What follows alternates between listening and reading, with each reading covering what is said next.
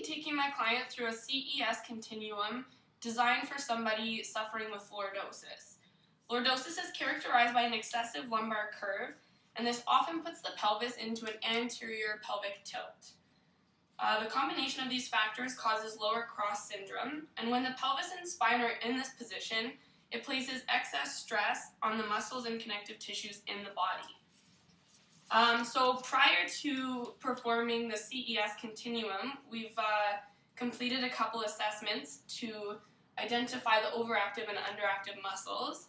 So we would have done an overhead squat and a gait assessment and noticed that the hip flexors, the erector spinae, and latissimus dorsi are overactive and tight. And we would also notice that the glute max, hamstrings, and the intrinsic core stabilizers are weaker or underactive.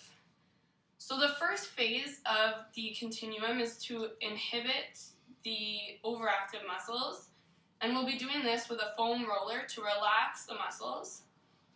So the first ones we're going to do is the hip flexor complex. So I'm going to have my client lie face down, and we're going to place the foam roller right where the hip flexors are. You can do both of them at the same time or one at a time simply by lifting the other leg. We're going to be doing both at the same time. So my client is simply just going to roll slowly. We're going to make sure that it is a nice, slow, controlled movement until it is tight. And we're going to hold this for 30 seconds. We're going to hold it until it releases, and it's around 30 seconds. We also want to make sure that we're keeping the core tucked in and everything is flat. During all of these exercises, we're going to want to use the draw in maneuver. This will place the pelvis in a neutral alignment, and that is key, especially when dealing with lordosis when it wants to go into that C shape. So the next one is the erector spinae. So my client is going to lay face up. Put this on his lower back. He's going to lift his pelvis up and place your hands behind your neck for support and just lean back a little bit. Good. And we're going to hold this for 30 seconds depending on the intensity.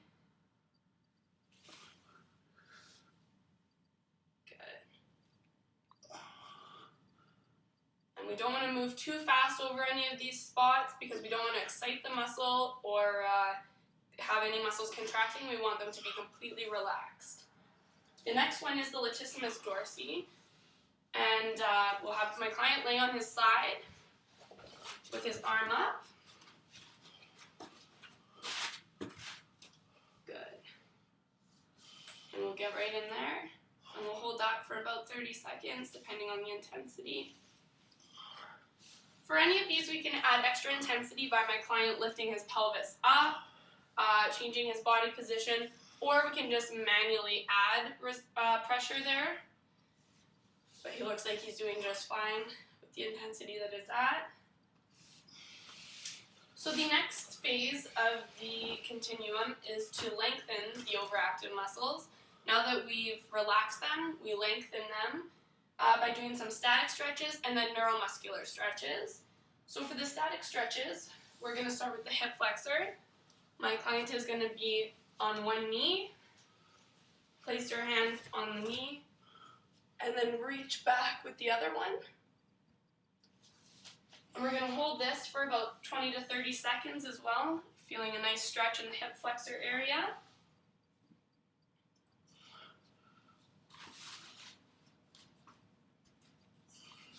And obviously we'll do both sides, but for the sake of the video, we'll move on to the next one.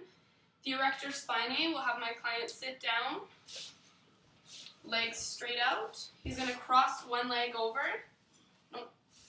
bend your knee, and cross it over. Yeah. And then he's going to tilt his body the opposite way, getting a nice stretch in the erector spinae.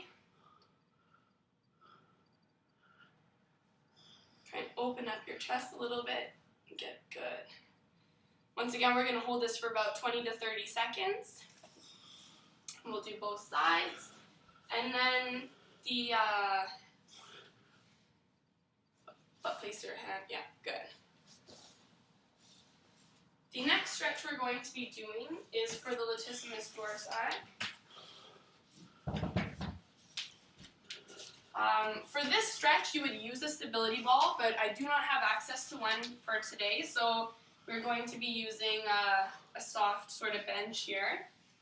So my client is going, you would roll the ball out so that this is just on the tips of your fingers, and then you're just going to lean back. Good, getting a nice stretch. You can see it all along here, everything is completely stretched, the back is nice and straight. Arms are straight, it's just the tips of the fingers on here. And once again, this would be a stability ball, but I do not have access to that today. Once we've held that for 20 to 30 seconds, we will perform some neuromuscular stretches. So for these ones, the hip, face up.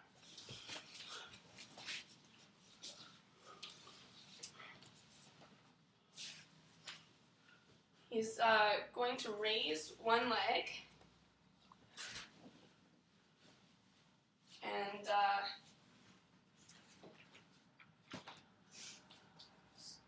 I'm going to place one hand on the opposite leg, and he's going to push against me at 25% intensity and hold the contraction for 7 to 15 seconds. Then he's going to relax, and I'm going to push in and we'll get a stretch going. And we're going to hold that stretch for about 20 to 30 seconds. After we've held that for 20 to 30 seconds, my client is going to push against me at a 50% intensity.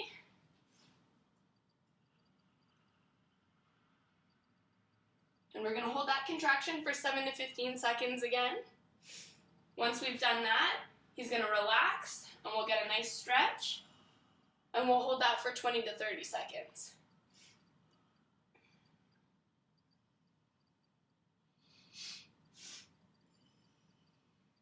After we've held that for 20 to 30 seconds, my client is going to push against me at 75%. And we'll hold that for 7 to 15 seconds again, and then we'll relax, and we'll get a nice stretch. Hold that for 20 to 30 seconds. And then for the fourth time, he's going to push against me at 100%. And we'll hold that for 7 to 15 seconds, the contraction. And then we'll relax and hold that again for 20 to 30 seconds. We will be performing 3 repetitions of the neuromuscular stretching. For the video's sake, I'm only going to show one. So the next phase of the continuum is to activate the underactive muscles. The underactive muscles we're going to be focusing on today, once again, are the gluteus maximus, the hamstrings, and the intrinsic core stabilizers. So we're first going to start off by doing a ball bridge. Once again, I don't have a stability ball. We are just going to use this bench. So my client, I'll demonstrate it first there, and then I will watch you do it. So my client is going to place his upper back on here, feet and toes facing straight forward, and then he's simply going to raise his pelvis up. Now we're going to do 2 sets and 12 repetitions of this, and we're going to hold, once he brings it up, we're going to hold that for 2 seconds, and then slowly come down for 4. Now you're going to want to separate your legs a little bit. Good. About hip width apart. Knees and toes facing straight forward. Raise up. 1, 2, and then lower. 2, 3, 4. Up. 1, 2, lower. 2, 3, 4. We're going to want to draw the belly button into the spine to keep this nice and tight and straight and in line. Good. 2, 3, 4. So once again, we'll perform 2 sets and 12 repetitions of that with a 2-second isometric hold at the end range and a 4-second eccentric. And that was a isolated strength exercise for the gluteus maximus. An isolated strength exercise for the intrinsic core stabilizers would be the quadruped arm and leg raise. So my client is going to go on all fours and raise the opposite arm and leg. And he's going to, once he brings it up, hold it for 2 seconds, come down for 4. Is the screen okay like that? Good. 1, 2. Bring it down. You might want to come forward a little bit. Good. Make sure that your leg is nice and straight. Good. 2. Bring it down for 4. Up. 1, 2. And bring it down for 4. So this one we'll be doing 2 sets and 12 repetitions of those. And a 2-second isometric hold at the end range of, and then the 4-second eccentric. So after we've done those ones, we'll perform a positional isometrics. We'll be doing that on the hamstrings. Once we've done the isolated strengthening exercises, we'll be doing positional isometrics on the hamstrings. So my client is just going to touch the wall just for support.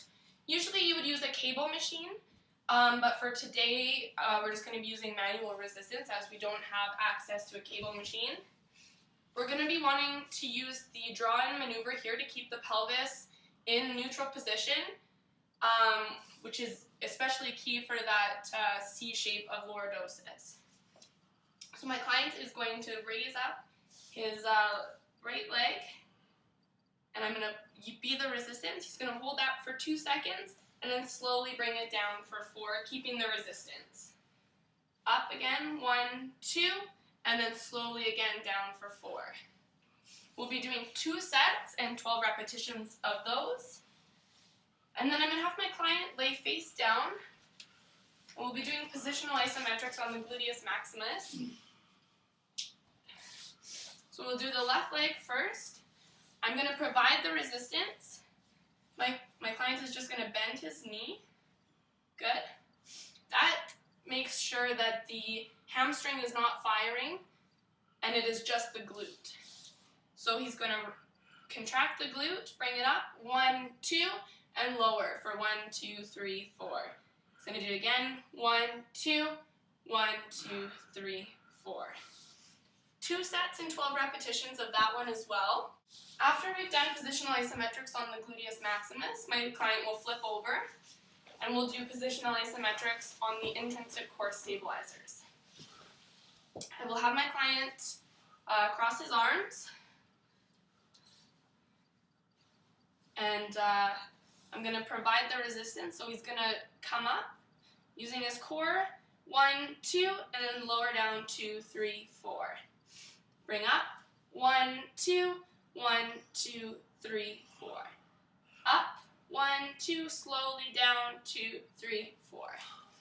Again, we'll perform 2 sets, 12 repetitions of that. The last phase of the corrective exercise continuum is to integrate and do total body movements.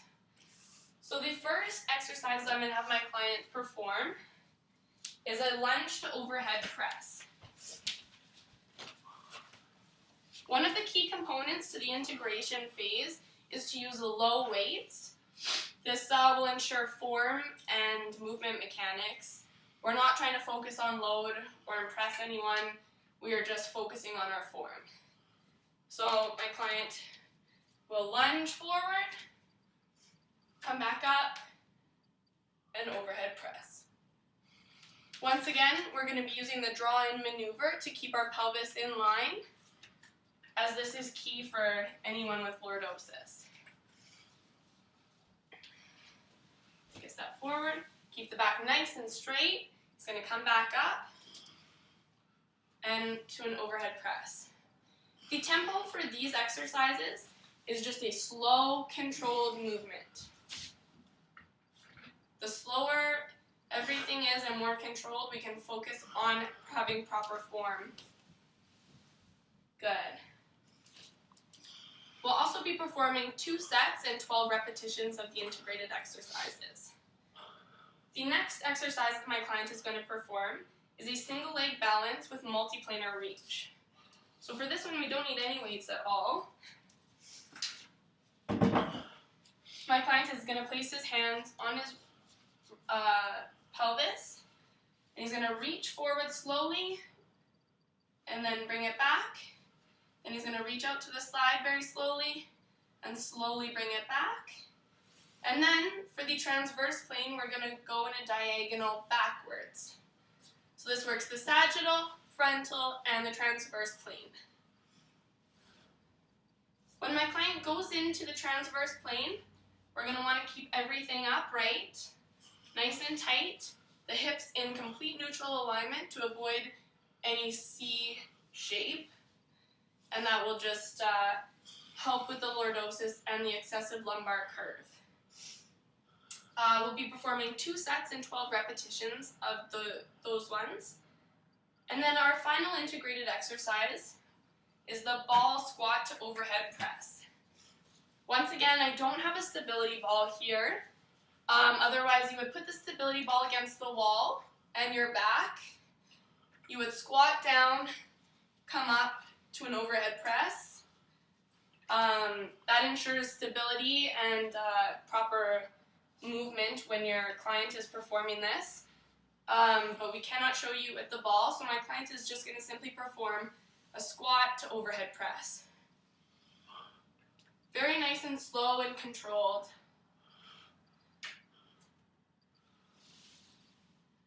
Good. Keep the back nice and straight throughout it. Good. And we'll be performing 2 sets with 12 repetitions of these as well. Once we've completed the integration phase, we are now finished the CES continuum. We have inhibited and lengthened the overactive muscles, and then activated the underactive muscles, and integrated all of the muscles together in a total body movement. Thank you.